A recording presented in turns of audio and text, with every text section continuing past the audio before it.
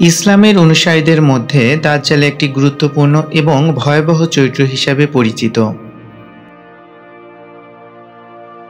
মুসলিমদের বিশ্বাসে দাজ্জাল হবে এক ধরনের মিথ্যা মসীহ, যাকে আল্লাহ পৃথিবীতে পাঠাবেন এক বিশেষ উদ্দেশ্য নিয়ে। তার আগমন পৃথিবীতে বিশাল বিপর্যয় ও অশান্তির সূচনা করবে এবং শেষ সময়ে এটি মানুষের জন্য বড় পরীক্ষার সময় হবে।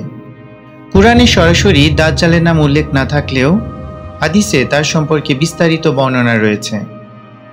দাজ্জালের আগমনকে ইসলামিক ধর্মীয় বিশ্বাসে অত্যন্ত গুরুত্বপূর্ণ ঘটনা হিসাবে ধরা হয়।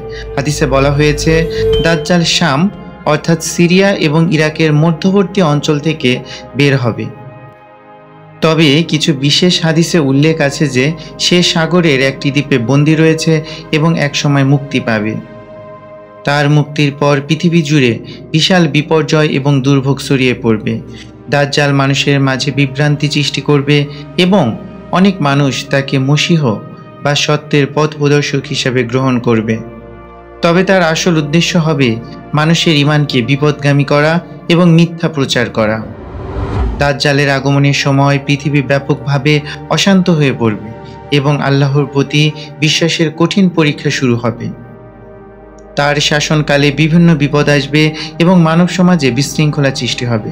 কিন্তু ইসলামী বিশ্বাস অনুযায়ী দাজ্জালের শাসন অস্থায়ী এবং একসময় ইমাম মাহদী, যিনি ইসলামের সত্যিকারের মসীহ, তাকে পরাস্ত করবেন। মাহদী দাজ্জালের বিরুদ্ধে যুদ্ধ করে তাকে পরাজিত করবেন এবং পৃথিবী শান্তি, নিরাপত্তা এবং ধর্মীয় ঐক্য লাভ করবে। ইসলামী শিক্ষায় দাজ্জালের আগমন মুসলমানদের জন্য একটি বড় পরীক্ষা হিসেবে বিবেচিত হবে। এই পরীক্ষায় উত্তীর্ণ হতে হলে একজন মুসলিমের ঈমান এবং আল্লাহর প্রতি দৃঢ় বিশ্বাস প্রয়োজন। হাদিসে দাজ্জালের বিশাল শক্তি এবং তার অশুভ ক্ষমতার বর্ণনা রয়েছে। তবে এটি মুসলমানদের জন্য একটি চ্যালেঞ্জ যে তারা সঠিক পথ অনুসরণ করবে এবং দাজ্জালের ধোঁকা থেকে রক্ষা পাবে।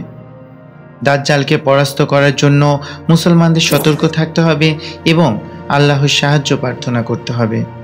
অবশেষে দাজ্জালের আগমন ইসলামের অন্তিম সময়ে ঘটে, যখন বিশ্ব একটি কঠিন পরীক্ষা এবং বিপদ থেকে উত্তরণের দিকে এগিয়ে যায়।